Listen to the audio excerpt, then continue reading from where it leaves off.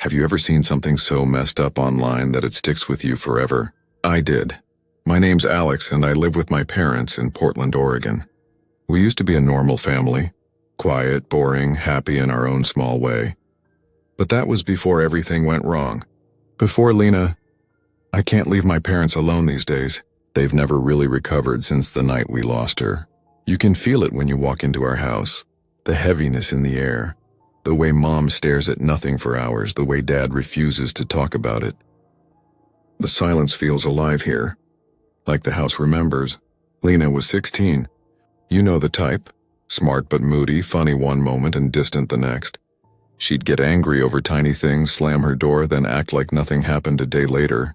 I always thought it was just teenage stuff. Back then, I worked part-time at a bookstore a few blocks from her school. Every afternoon, I'd swing by and give her a ride home. One Friday, I pulled up to the sidewalk and saw her arguing with some guy. A tall kid with dark hair, red hoodie, shaking his hands as he spoke. Lena looked furious. When I got closer, she stopped mid-sentence, glared at him one last time, and got into my car without saying a word. The whole drive home, she just stared out the window. I didn't push her. I figured she needed space. But something about her silence that day bothered me. It wasn't her usual don't talk to me mood. It felt heavier. The next morning, I went to her room to hang out. It was Saturday and I thought maybe we could grab lunch or watch a movie together. She was sitting at her desk, eyes locked on her laptop screen, typing fast. Her face was blank, too blank. I tried to joke. You planning world domination or something? She didn't laugh. Didn't even look at me. What are you reading? I asked. Something called The Hidden Thread, she said, still staring at the screen. What's that? It's like this dark website. Kind of like Reddit, but you can ask anything. Anything. People tell you stuff that doesn't exist anywhere else. Secret stuff. Something in her tone made my stomach twist. I told her it didn't sound safe, but she just shrugged. It's not illegal, she said, like she'd already rehearsed it. You just have to know where to look. Later that night, curiosity got the best of me. I searched for The Hidden Thread. You can't just Google it, you need special software. I found my way in after a few tries, and what I saw made me wish I hadn't. The place was wrong. Like walking into a room full of whispers. People weren't just posting weird theories. They were talking about things no normal human should. There were questions like, what does it feel like to kill someone? And how can I make a deal with something not human? And the replies weren't jokes. They were detailed, precise. Some read like they'd been written by people who'd done it before. I scrolled for a while, horrified but unable to stop. Then I saw a post titled, How do I get rid of my mom's body without being caught? I thought it had to be fake, a troll. But when I opened it, there were dozens of comments. People actually giving step-by-step advice. One user said, chop her up small. Feed the meat to neighborhood dogs. Burn the rest little by little. Another replied, that's what I did with my husband. I slammed my laptop shut. My heart was racing so fast I could feel it in my teeth. I couldn't believe people like that existed. The next day I told Lena what I'd seen. I expected her to be freaked out. But she just smirked and said, you're such a baby. It's just people talking. You can't take everything seriously. That laugh of hers, and it didn't sound right. Too dry, too careless. After that, she spent more and more time in her room. I'd walk by at night and hear faint sounds, typing, whispering, sometimes chanting. Once, I swear I heard her talking to someone even though nobody else was there. A few days later, Mom said something that made my skin crawl. She was cleaning Lena's room while she was at school and found strange things under her bed. A length of rope, melted candles shaped like snakes, and a wooden box filled with burnt paper scraps covered in strange symbols. Mom was terrified. I told her not to worry, I'd handle it. But I couldn't shake the image of that rope. That same day, I went to Lena's school to find the boy I'd seen her arguing with. His name was Ben. When I mentioned Lena, he looked nervous. She's into weird stuff, he said quietly. Told me about some ritual she found on the Hidden Thread. Said it could open the door between worlds. She wanted me to try it with her. I told her she was nuts. That's why she got mad. I went home sick to my stomach. That evening, when Lena came back, she looked awful. Eyes bloodshot, skin pale. She barely said a word before locking herself in her room. I knocked gently. "Lena, we need to talk. Leave me alone." She yelled, "Lena, please." "I'm worried about you." Her voice cracked through the door. "It's my life, Alex. Just stop pretending you care." That one stung. But I stayed outside her door for a long time, hoping she'd open it. She never did. Later that night, Mom and Dad went to visit Grandma, so it was just me and Lena in the house. I sat on the couch trying to distract myself with TV, but everything felt off. The house was too quiet. No footsteps upstairs. No music from her room. Nothing. At some point, I dozed off. When I woke up, my hands were tied behind my back and my mouth was taped shut. For a second, I thought I was dreaming. Then I felt the rope burn against my wrists and the panic hit full force. I was lying on the living room floor. The TV was off. The lights were dim, footsteps creaked on the stairs. Slow, careful, Lena appeared. But she didn't look like Lena anymore. She was wearing all black, a long-sleeved shirt, ripped jeans, and something drawn on her arms in what looked like red ink. Her face was pale, her eyes wide and glassy, like she wasn't fully there. She crouched beside me and smiled. That smile, it was wrong. "I knew you'd try to stop me," she whispered. "But you can't." I tried to scream, but the tape muffled everything. My heart was pounding so hard I could hear it echoing in my ears. "I found it," she said softly. "The ritual. It's real. You have to die a little to see everything." She walked past me, dragging a chair across the floor. The screech of wood on tile made my stomach turn. She tied one end of the rope, the same one from under her bed, to the ceiling beam. My brain couldn't process what I was seeing. "Lena, no," I tried to say, but it came out as a strangled sound. She looked back at me and smiled again. "Don't worry. I'm not really going to die. I'll stop right before. That's when you see the truth." The thread said so. Then she climbed onto the chair. I thrashed, kicked, pulled, anything to get loose. The rope cut deeper into my wrists. I couldn't breathe. She put the noose around her neck and whispered something. I couldn't make it out, before kicking the chair. The sound that came next still wakes me up at night. The thud, the creak, her gasps.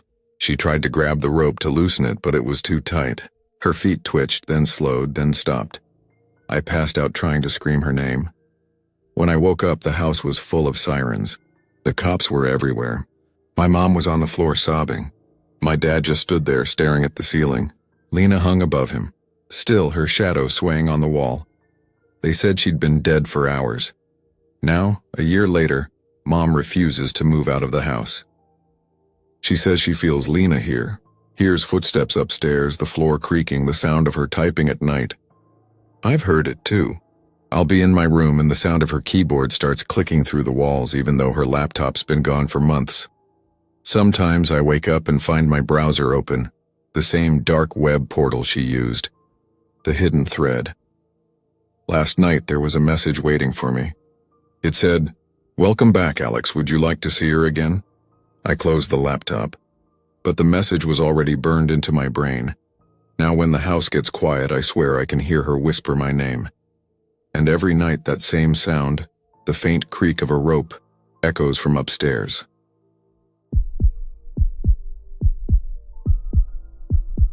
This happened in September of 2023, right before Halloween. I was living in a small town in Oregon, staying with my older cousin Ben while I worked part-time at a local grocery store to save up for school. Ben had just landed a remote job at a tech company after leaving the military. He had this decent little house out in the suburbs, quiet neighborhood, nice backyard. Nothing creepy or weird about it. On the weekends, we'd chill with a few of his friends. They'd bring beers, we'd order takeout, and usually end up watching dumb action movies or messing around with video games. Nothing out of the ordinary. There were 5 of us who hung out regularly. Me, Ben, my buddy Kyle, and Ben's friends Derek and Sean. Kyle and I were the younger ones, both around 19. The others were in their late 20s. They treated us like the kids of the group, but not in a mean way. More like annoying little brothers. One Saturday night, we were doing our usual pizza and movies thing when Derek, who was already 3 beers in, randomly said, "You guys ever been on the dark web?" Kyle and I looked at each other. Like, for real?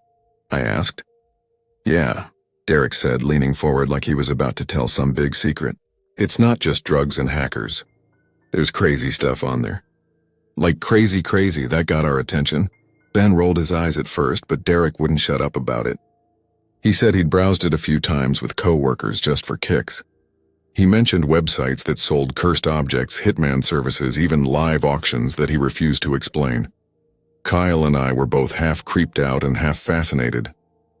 Ben, being his usual impulsive self, was like, let's check it out. Just for fun. I told them it was probably a bad idea, but no one was listening.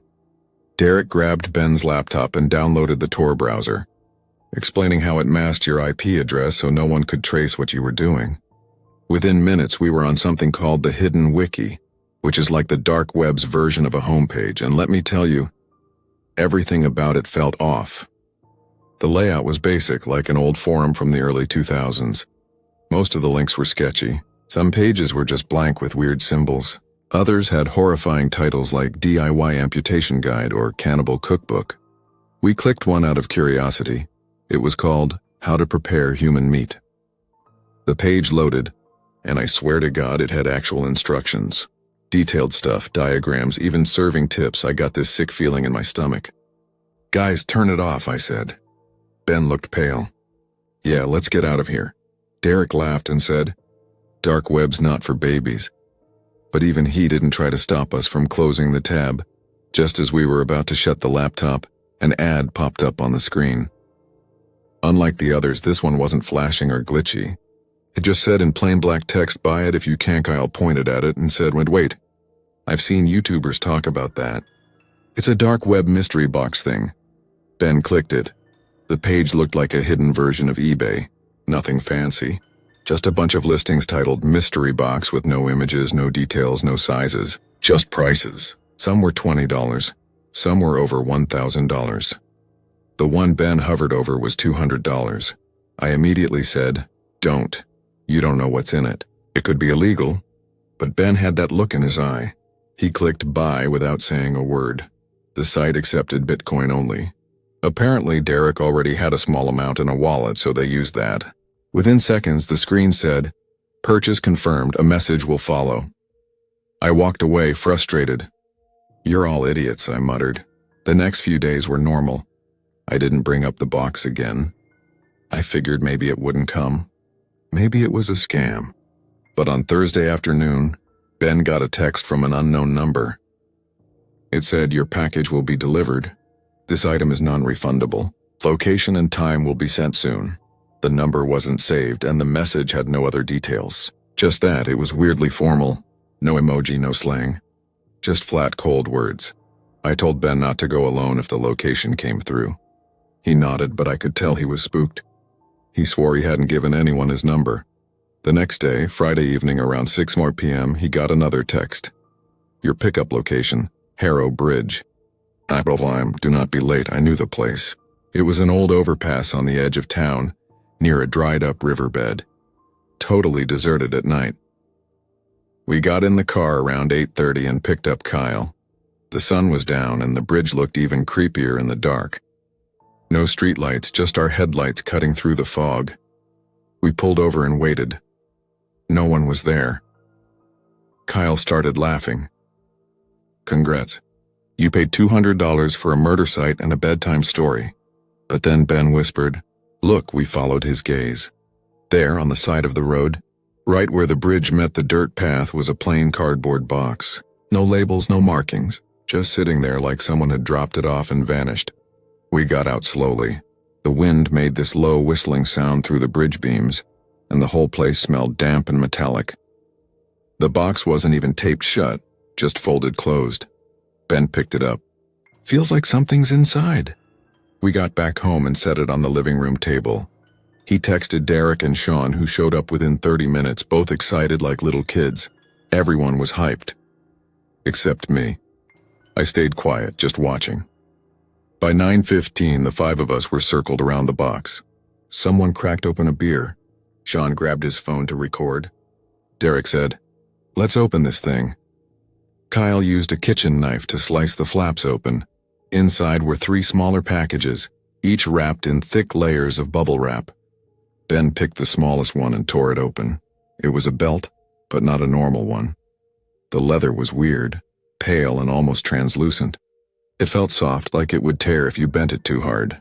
It didn't smell like leather. It smelled wrong, kind of like hospital gloves mixed with something sour. Sean unwrapped the second item. It was a women's purse. Looked ordinary at first, but when you held it up to the light, the material had a grainy, unnatural texture. The last package made Kyle gag as soon as he opened it. It was a pair of socks. They were off-white, brittle-looking and covered in short, coarse hairs. But that wasn't the worst part. There were patches of skin. Real skin, human skin. You could see pores. Even a mole. Ben backed away. No, that's not... I felt cold all over. Like ice water running through my veins. I couldn't move, Derek whispered. Dude, is that human? Kyle dropped the socks and yelled, "They're made of someone's skin." Nobody said anything for a few seconds. We just stood there surrounded by the worst kind of silence, the kind that makes your ears ring. Then Ben's phone buzzed. A message. Same number. Enjoy your products from www.humanleather.org. No one spoke. No one moved. Ben grabbed everything, belt, purse, socks, and stuffed them back in the box. We all went out to the backyard, tossed it in the fire pit, and lit it up. The flames crackled weirdly, and that awful smell filled the air, like burnt hair and plastic mixed together. We stayed out there until it was nothing but ashes. Ben changed his number that night. Derek deleted the browser. Sean erased the video. None of us ever talked about it again. But to this day, sometimes I get random texts from unknown numbers. Just a word or two. Delivery pending. Or, new items available. And I don't click anything. I don't reply. I don't even breathe when I see them. I just stare. Because now I know. Some packages should never be opened. A creepy story told in a relaxed, real-world voice. Have you ever made a choice so bad it follows you forever? Not just a little regret.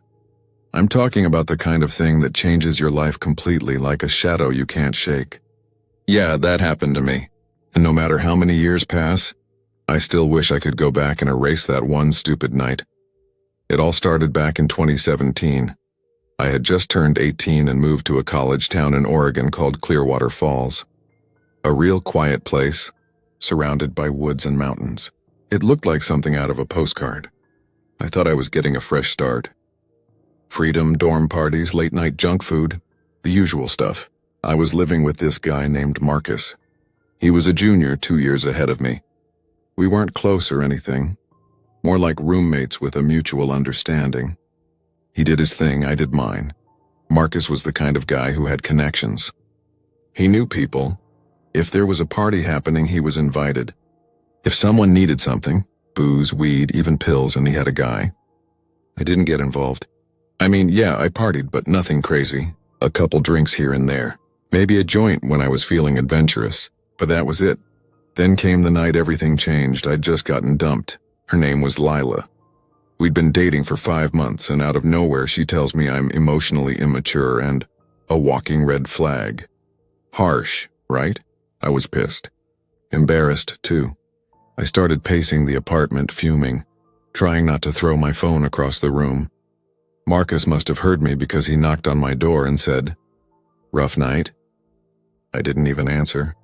I just followed him to his room. I figured maybe a distraction would help. His room was dark, curtains drawn, lights off.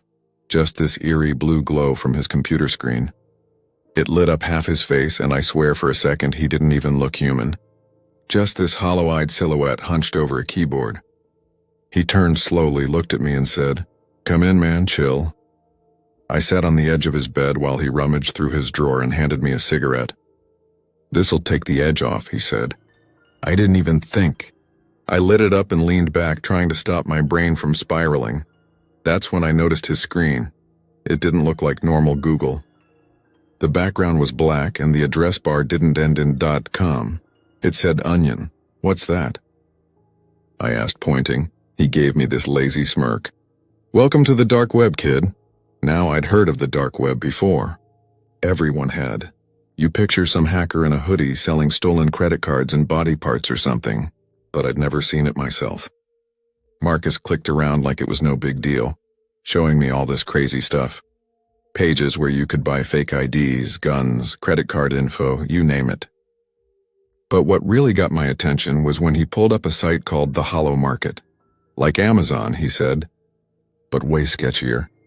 Rows of listings popped up, powders, pills, liquids, all with weird names like White Widow Dust and Dream Sync. Prices were in Bitcoin. No names, no photos, just tiny icons and encrypted codes. This is where I get the good stuff, Marcus said, as he pulled a tiny baggie from his drawer. You want to try something stronger? Now any normal person would have said no. Walked out. Left the house. But I was in a messed up place. I was tired of feeling small. Like everything in my life was out of control. So I said, sure, why not? I didn't even ask what it was. He laid out 2 lines of this fine white powder. I watched him snort his, then I did mine. It hit fast. Like my brain flipped a switch. Suddenly I felt invincible. Like I could punch through a wall or talk my way out of anything. My skin was buzzing. My tongue wouldn't stop moving. Dude, I laughed, your Google's broken. He cracked up. It's not Google. It's Tor, dark web browser. This stuff you're seeing? Most people never will, but you're in now, and I was.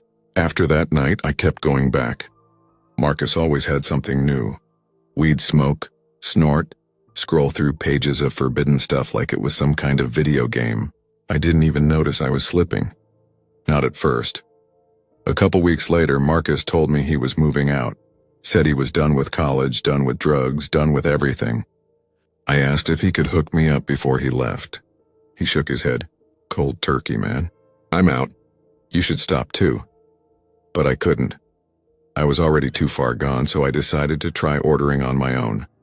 I downloaded Tor, got a Bitcoin wallet, and logged into the Hollow Market. It felt like I was breaking into some secret society. I searched around for a while, not sure what to trust, until this ad popped up. Doctor's Dust Premium White. Best price. Guaranteed purity. No reviews. No photos, just that name. I clicked it without thinking. I don't know why. Maybe it was the word doctor. It sounded legit. I placed the order and paid with Bitcoin. All I had to do was wait. 5 days later, a small cardboard box showed up at our apartment. No return address, no label. Just my name written in weird block letters. I opened it, heart pounding. Inside was a tiny glass jar filled with white powder. It shimmered a little under the light like it had crushed crystals mixed in. That night I invited 2 friends over, Sam and Tyler. They were curious, and I didn't want to do it alone. We sat in my room with the blinds closed, a single desk lamp lighting the space. I laid out 3 lines on a mirror. We laughed, joked around. I went first. The second the powder hit my nose, it felt like fire. I let out this guttural scream and fell backward, clutching my face. Blood burst from my nose like a faucet. My head felt like it was being split open from the inside. Sam and Tyler froze. I remember shouting, "Get it out," before blacking out. When I woke up, I was on the bathroom floor, my face soaked in blood and water. My friends had tried to flush my nose, dump water on me, anything. I'd thrown up all over myself. My whole body felt like it was buzzing with static. Every breath was pain. They called Marcus. He showed up the next morning, looked at the jar, then at me and said, "Where the hell did you get this?" I told him. His face went pale. "You need to get that tested." We gave the rest of the powder to Abby, a friend's girlfriend who worked in the biology lab at school. She agreed to test it just to ease our minds. A few days later, she called me in the middle of the night. "Do you know what you snorted?" she asked. "No, what is it?" There was a long pause. "It's human bone." I didn't understand. I thought she was joking. "Like, someone ground up bones?" "Yes," she whispered. "It's dust made from human bones." "That's why I cut you up. The particles are like tiny blades." My stomach turned. I dropped the phone. Human bones. To this day, I don't know where that powder came from, who made it, who they got the bones from. Was it stolen from graves? Murder victims? I try not to think about it.